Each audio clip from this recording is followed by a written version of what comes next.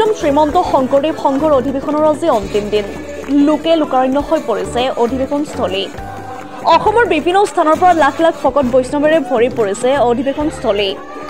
ৰাতিপুৱা 10 বজাৰ পৰা আৰম্ভ কৰা হয় ভাগৱত শোভাযাত্ৰাৰ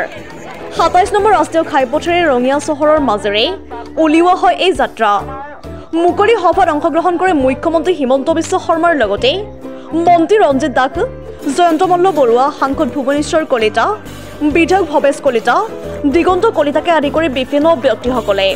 ৰঙিয়াৰ পৰা ইছা 24x7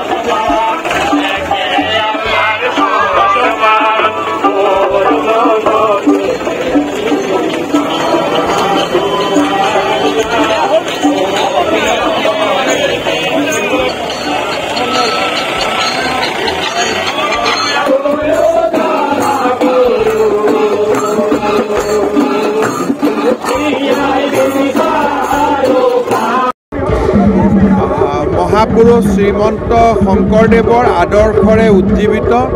শ্ৰীমন্ত শংকৰদেৱ সংঘৰ 93 সংখ্যক বাৰ্ষিক অধিৱেশনত আমি যোগদান কৰিলোঁ শ্ৰীমন্ত শংকৰদেৱ সংঘ অসমৰ এটা জাতীয় অনুষ্ঠান আৰু এই জাতীয় অনুষ্ঠানটো আৰু অধিক শ্ৰীবৃদ্ধি হওক অনুষ্ঠানটোৱে